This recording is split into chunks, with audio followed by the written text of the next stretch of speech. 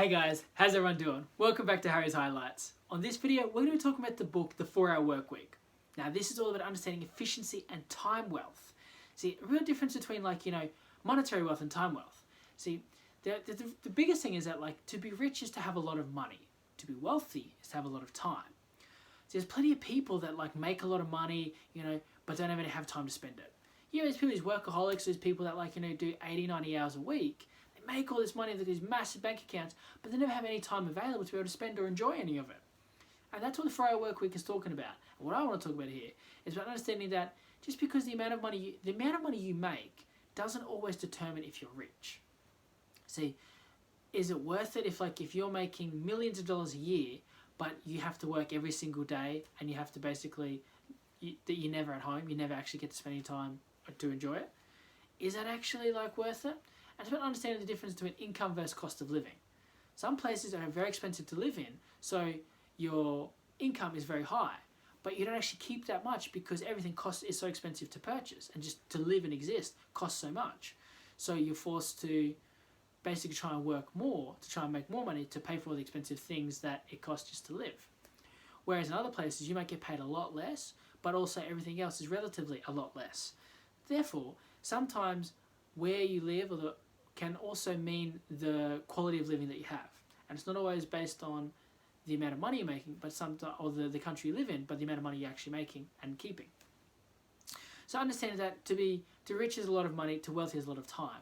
So finding that balance, what the 4-Hour Workweek is about finding a way where you can potentially work only 4 hours, best case scenario, work 4 hours in a week, and have the rest of the time to be able to enjoy and spend your time, your money, and your happiness. And part of some of the things I want to talk about there is understanding things like the low information diet. You'd be really surprised by just how much time-consuming negative information we consume that's irrelevant to our goals. The amount of time that we spend on things like social media consuming information which doesn't actually benefit us, but definitely affects us. There's lots of times, it used to be the news. It used to be a lot of people would sit down in front of the TV and watch the news. They watch that for a couple hours a night. That would compound, At least 5-6 nights a week, you'd be watching that one, taking all that information in. And it's not always positive. It's not always celebrations of things, or things that are even going to move you towards your goals. It's just sometimes a lot of information that you're spending time on, consuming, which doesn't actually benefit you or your goals in any way. So the low information diet is about understanding where you're getting all these sources of information from that is low in quality and low in happiness producing decisions. See, you think about other things that we might spend a lot of time reading newspapers and magazines, which don't always they're normally designed to sell newspapers. A great way to sell newspapers and news is through fear. So a lot of it is negative and fear-based and things that aren't really going to support you or your goals, but basically sensationalize situations to entice you or invite you to want to purchase them. That difference in information compounds. That constant negative information will definitely grow, and if you're not having a lot of positivity in your life, you're only feeding yourself with this negative, it's going to have a negative effect on you. So it's about understanding how to eliminate and cut those out and increasing the amount of positive information you're consuming, or even just eliminating the amount of negative information you're consuming. Even if you're not able to replace it, not having that negative information there is still far more beneficial and powerful than having that negative information there as well as having positive information there.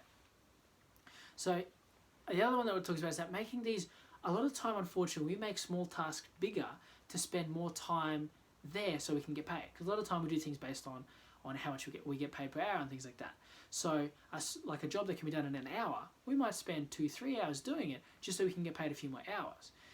When understanding that even though you're getting paid more, you're losing wealth because you're losing time that you could be spending doing something else.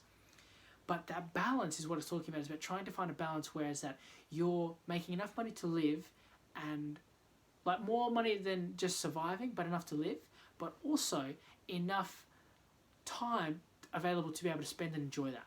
So you're not spending all your time working 80, 90 hours to make a certain number, an amount of money, only to have no time to spend it. You basically spend your time sleeping and recuperating because you're so tired and taxed physically from working a job, or spending all that time working the business or working whatever it is you're doing. So it's it's income versus reward. Even though you might have a lot of income there, you don't have a lot of time to spend enjoying it. that can sometimes mean it's not really worth it.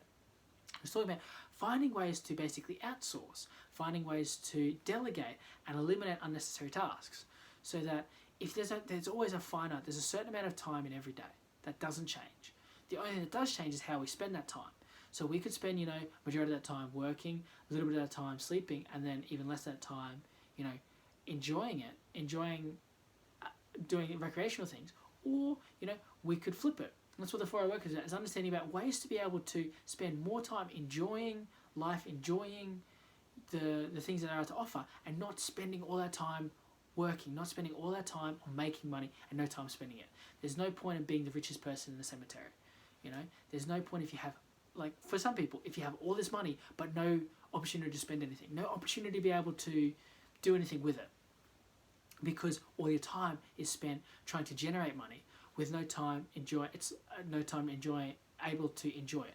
It's like planting a bunch of fruit trees and harvesting all the fruit, but then never having the time to eat it, having to go back out there and plant and harvest, and never having any time to enjoy that fruit that you've put all that work into growing, put all that work into harvesting, put all that work into preparing, and then not being able to eat it. Then just going out repeating that cycle. It's almost ironic that you work so hard to have all of this money and then never have the opportunity to spend it. So in some ways the money almost becomes worthless, because even though you have so much of it, you don't have the wealth, the time wealth, to spend and enjoy it. The reason you're making was to enjoy it, and then now that you don't have any time to enjoy it, it almost makes it worthless. So what the other part of it is that not only time worth, but understanding how to be more efficient with things, how to spend less time doing necessary tasks and eliminating unnecessary tasks. Because there's always going to be some tasks that are necessary. We're going to have to sleep, eat, brush your teeth, travel, things like that. But it's about condensing it down into its minimal amount that you can then spend more time doing the things that you want to do instead of spending more time on things that you have to do. So there's always going to be that balance, or that element of time spent doing things that have to be done. That's a given. But there's also opportunities or ways that you can minimize those have-tos, so you can spend doing more time things you want to do. Freeing up more time and giving yourself more time available to be able to enjoy and be happy and do things with your life. Because it is a very long road if you're just going to be working, sleeping, work, sleep, and no enjoyment. You'll never really find that potential happiness, because you spent all your focus, put all your energy into working, and then you never get to the point where you're enjoying the fruits of that labor. You're enjoying the rewards or benefits of all that labor, all that hard work you've put in there. It's like, you've built this house, and you've spent years and years in building it, and then you immediately go build another one without ever living in that house, even though you don't have a house to live in. It's like, it's this constant battle and never resting that you'll just spend your whole journey on, which is almost ironic and almost not worth it, not worth the amount of time. So that's what the 4-hour work is about. It's about finding a way to be able to find more than a balance, tipping the scales in a way where it's like, instead of making it all work and no play, it's a lot more play and a little bit of work. Understand that work is still necessary, but not making it the one and only priority. That making happiness and enjoyment and rewards more of a priority. And that's what I wanted to talk about. That's what I wanted to cover. So what I was talking about there was understanding that this is about being more efficient and having more time wealth. The difference between time wealth and normal wealth is that the rich basically is about having a lot of money. The wealthy is about having a lot of time. There's plenty of people that are rich, have massive bank accounts, huge savings, but they're doing nothing with it. The wealthy have that and the time to be able to do something with it. They're not just, the second they stop working, they still have an opportunity to have that money there and do something with it. The rich, as soon as they stop working, that money starts to go very, very quickly. And that's about understanding the difference in mentality and what you're specific with your goals.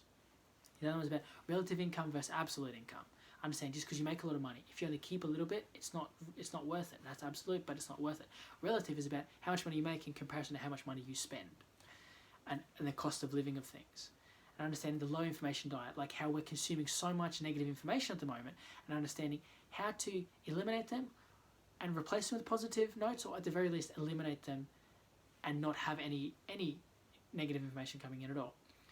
And then looking at the small tasks that we make bigger to spend more time to get paid, is it really worth it? Is our time really worth an extra, few extra $100?